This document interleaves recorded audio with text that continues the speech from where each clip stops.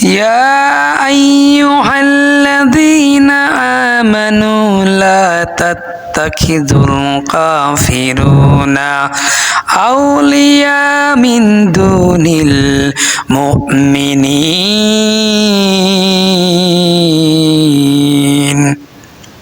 হে ইমানদার গণেরা শোনো, যারা ইমান এনেছো শোনো শোনো শোনো, খবরদার ইমানদার বিহীন কোন কাফের লোকদেরকে তোমরা বন্ধু বলে গ্রহণ করো না। কাফেরদের সঙ্গে কখনো বন্ধুত্ব করো না। খবরদার কোন মুমিন ছাড়া, ইমানদার ছাড়া কোন কাফেরকে বন্ধু বলে মনে করো না। কার আদেশ? আল্লাহর আদেশ। সাহাবা ইকরাম জিজ্ঞেস করলেন, হুজুর তাহলে কাফেরকে আর মুসলমানকে এর পার্থক্য কি? হুজুর বললেন পার্থক্য হলো নামাজ। হুজুর বললেন পার্থক্য হলো নামাজ। যে ব্যক্তি নামাজ পড়লো সে হলো আল্লাহর বান্দা, সে মুসলমান। যে ব্যক্তি ইচ্ছে করে নামাজ ছেড়ে দিল ওই ব্যক্তি কুফরি করলো, কাফের হয়ে গেল। ওয়ামান তারাকা সালাতা মুতাআম্মিদান ফাকাদ কাফারা। আল্লাহর রাসূল বলেন যে ব্যক্তি ইচ্ছে করে নামাজ ছেড়ে দিল ওই ব্যক্তি কাফের হয়ে গেল। ও যুবক ভাইয়েরা শোনো, কার পিছনে ছুটলা? কে তোমার বন্ধু? যে বন্ধু তোমাকে জাহান্নামের দিকে নিয়ে যাচ্ছে, যে বন্ধু তোমাকে জাহান্নামের দিকে হাঁকিয়ে নিয়ে যাচ্ছে, তুমি টের পাচ্ছ না। ওই বন্ধু বন্ধু নয়। যেই বন্ধু নিজে পাপ করে এবং তোমাকে পাপের সহমত দেয়, পাপাচারের দিকে তোমাকে টেনে নিয়ে যায়, ওটা বন্ধু হতে পারে না। যে বন্ধু নিজে হাঁটুর উপরে কাপড় পরেছে এবং ডিস্কো ড্যান্স মারতেছে, তুমি তার সঙ্গে ড্যান্স দিচ্ছ, ওরে দুজনেই জাহান্নামের লাকড়ি হয়ে গেলি। ফিরে আয় যুবকেরা, সোনার যুবকেরা আয়, ফিরে আয়।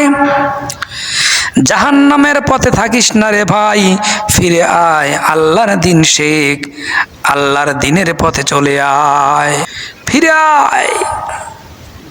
আল্লাহ রাব্বুল আলামিন কোরআনুল কারীমের মধ্যে বলেন, ইয়া আইয়ুহাল্লাযীনা আমানু কু আনফুসাকুম ওয়া আহলিকুম নারা।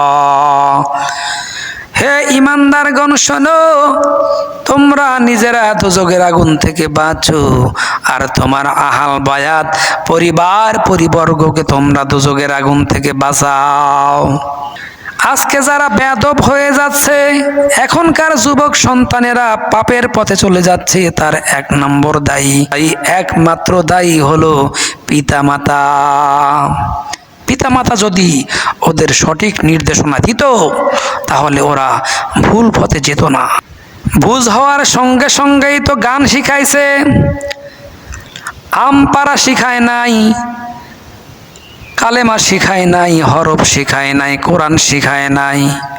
আরে কেমন করে ওই সন্তান দিনের পথে ফিরে আসবে? বুঝ হওয়ার আগেই বিড়ি খাওয়া শিখে গেছে, কেমন করে ওই সন্তান আর আদব শৃঙ্খলায় থাকবে? ওটা তো বেয়াদব হয়ে যাবে।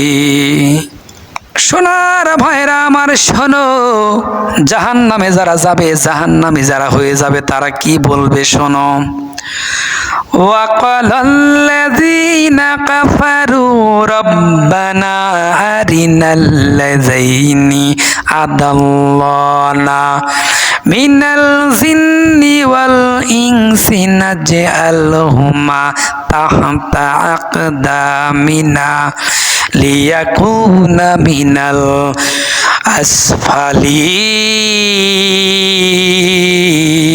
আসফালিন। জাহান্নামে যারা যাবে, জাহান্নামে যারা আগে আল্লাহকে বলবে, ও মাবুদ, জিনদের মধ্যে আর মানুষদের মধ্যে কারা কারা আমাদেরকে পথভ্রষ্ট করেছিল? যে পিতামাতা কোরআন শিক্ষা দেয় নাই, নামাজ শিক্ষা দেয় নাই, ওই পিতামাতাকে ডেকে নিয়ে আসো। যে নেতার পিছনে ছুটেছি ওই নেতা জীবনে কোনোদিন পশ্চিম দিকে ডিপ দেয় নাই, কাবার দিকে সিজদা দেয় নাই, নিজে তো কোরআন শেখে নাই, নামাজ পড়ে নাই, আমাদেরকেও নামাজের কথা বলে নাই। ওই নেতাকে ডাকো। ওই বন্ধু বান্ধব যারা পাপের কাছে আমাকে নিয়ে গিয়েছিল, জাহান্নামের ভয় দেখায় নাই, ওই বন্ধু বান্ধবকে ডেকে নিয়ে আসো। হে মাওলা, ওদেরকে নিয়ে আসো, ওদেরকে আমি পদদলিত করব, ওদেরকে পাড়ায়া পদদলিত করে তারপরে ওদেরকে টেনে হেঁচড়ে তারপরে আমরা জাহান্নামে যাব। এই জন্য যে বন্ধু তোমাকে নামাজের দাওয়াত দেয় না, ওই বন্ধু বন্ধু হতে পারে না। যে বন্ধু পাপের কাজে তোমাকে ফিরাইয়া নিয়ে যায়, ওই বন্ধু তোমার চিরশত্রু। মনে রেখো, ওয়ালা তাত্তাবিউ খুতুওয়াতিশ শাইতান ইন্না লাকুম আদুউম মুবিন। তোমরা শয়তানের পথ অনুসরণ করো না, খবরদার খবরদার, নিশ্চয়ই শয়তান তোমাদের প্রকাশ্য শত্রু।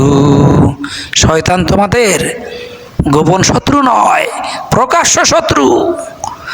আজকে তোমরা যে খোলামেলা চলাফেরা করতেছো মা বোনেরা, আমার মা বোনেরা যারা খোলা মেলা চলতেছো, আল্লাহর কসম আপনাদের দ্বারা জাহান্নাম উদ্বোধন করা হবে।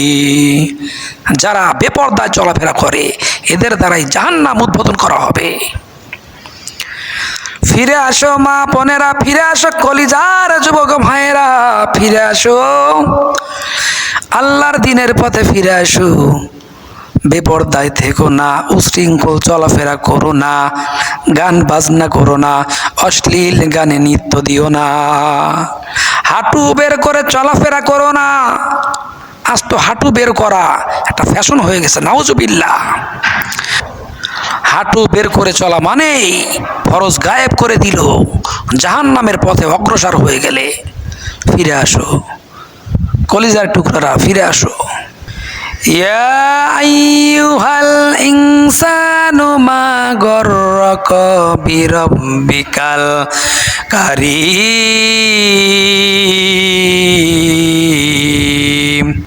হে মানুষ, কে তোমাকে তোমার রবের দিক থেকে ফিরাইয়া দিল?